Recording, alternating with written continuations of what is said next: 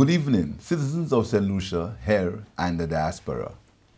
On the 43rd anniversary of our independence, and my first independence address to you as the 9th Prime Minister of our 238 square mile island that we affectionately call home, let me thank you for the honor and privilege bestowed upon me when you elected the party that I lead to administer the affairs of the country for the next 5 years. It is with a sense of humility and urgency that we embark upon our mission of putting people first and transforming our country to be one of the best places to live and work in the world. When we reflect on independence, we must remember and honor the contributions of two great St. Lucian leaders who led the way in the fight from colonial rule to independence. We must be thankful for Sir George F.L. Charles, a selfless, humble, and caring leader, and first Chief Minister who secured our right to vote 71 years ago this year, a milestone moment along the road to independence.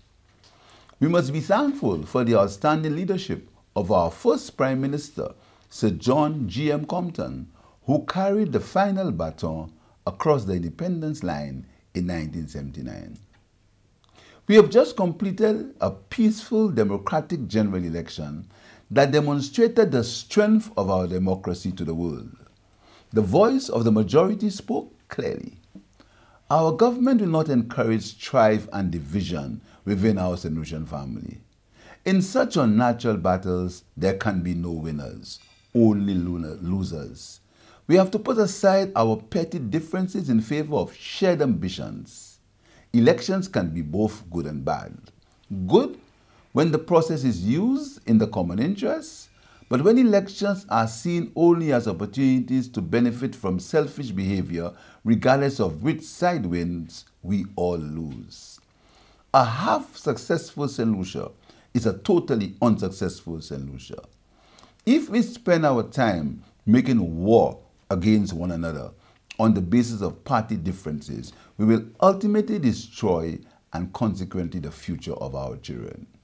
I will do my utmost to bring all St. Lucians together as one family, wherever you may be, but especially at home. We must heal the root causes of our pain, whatever they may be. We must render ourselves physically and mentally fit soldiers in our war against poverty, against discrimination, against poor education, unemployment, and crime. Let us invite our brothers and sisters everywhere, regardless of political affiliation, to enlist in our fight against our common enemies, enemies that do not recognize party colors. Today is the 43rd anniversary of our independence, and if I may resurrect an old line, it is the first day of the rest of our lives. Let us make every day a good day. Let us never go to sleep without asking ourselves, what did I do for my country today that will benefit us all tomorrow? Small things matter. Did you follow the protocols established to protect us from COVID-19? Did you ensure your family's safety? Did you stop littering and polluting our rivers and beaches? Did you do your work in the best interest of your family and the wider St. Lucian family? By that I mean, are we abiding by the established rules of the day?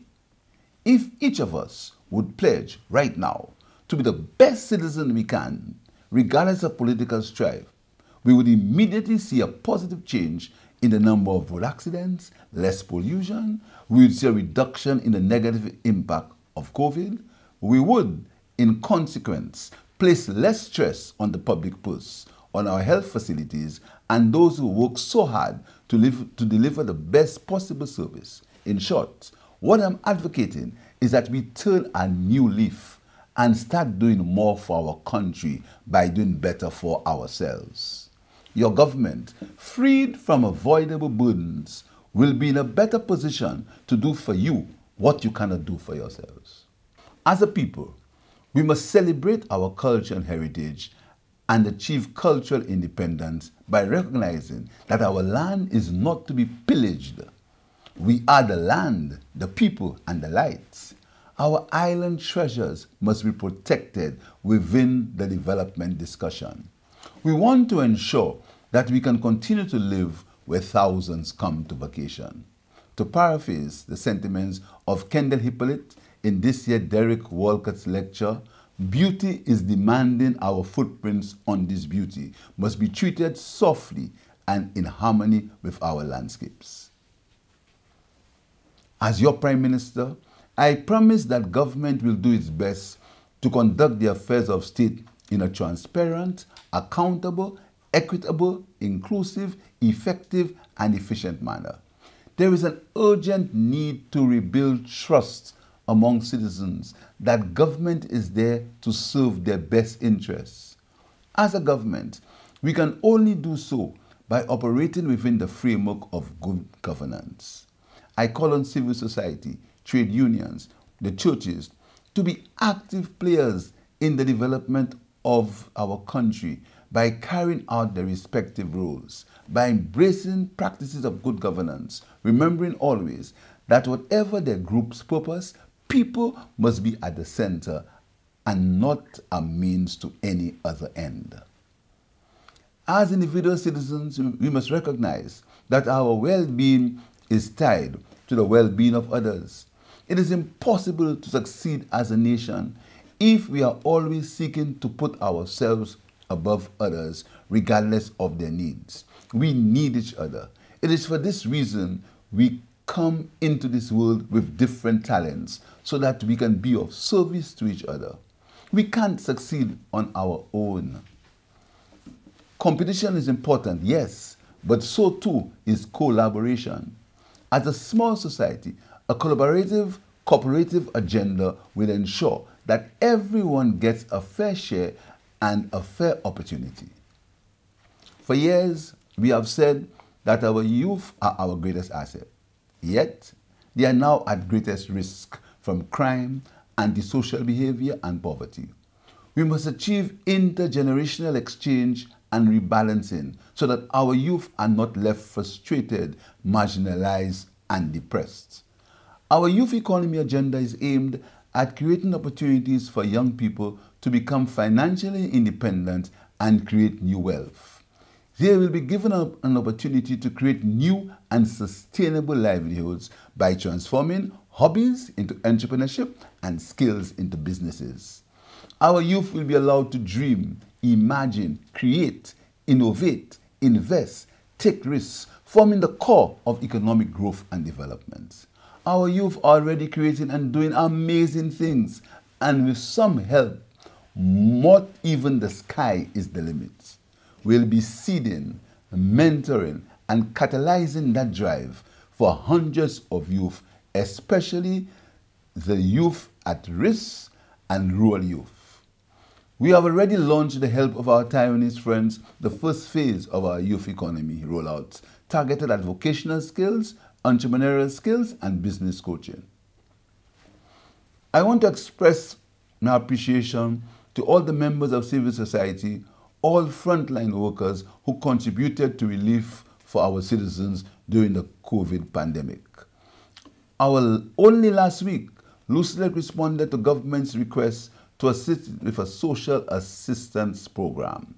We call on other corporate citizens to contribute to that cause.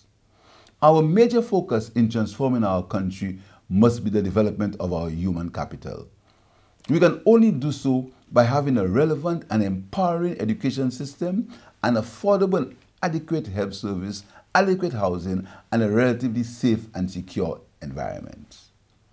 Recently, we have witnessed an unacceptable increase in criminal activity, mainly gun-related homicides, causing unnecessary pain and suffering to many. We must end that menace. We must build respect and care for each other. To do so, we must have a sense of self and a sense of identity, celebrating each human life, acknowledging the worth of every human being, calls for strong public education, more equity in the distribution of wealth. However, there must be an observance of the laws of the land, and the police will be expected to do their duty in causing a reduction in crime. we'll prioritize spending on law and order. Law enforcement agencies like the police will be resourced with modern tools for crime detection. This year, we celebrate our nation's birthday under the theme Devant Ensemble, Forward Together, celebrating our people.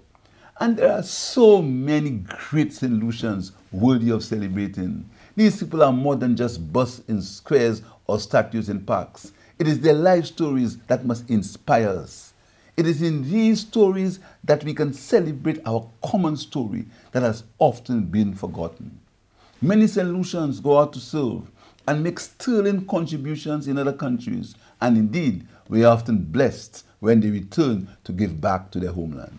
This is indeed the story of the newly appointed Metropolitan Archbishop of Castries, the Most Reverend Gabriel Marzé, who will soon return to steward the Catholic faithful in St. Lucia.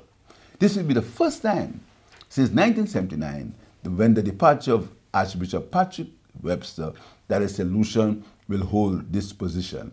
I welcome Bishop Marzé and anxiously await his stewardship.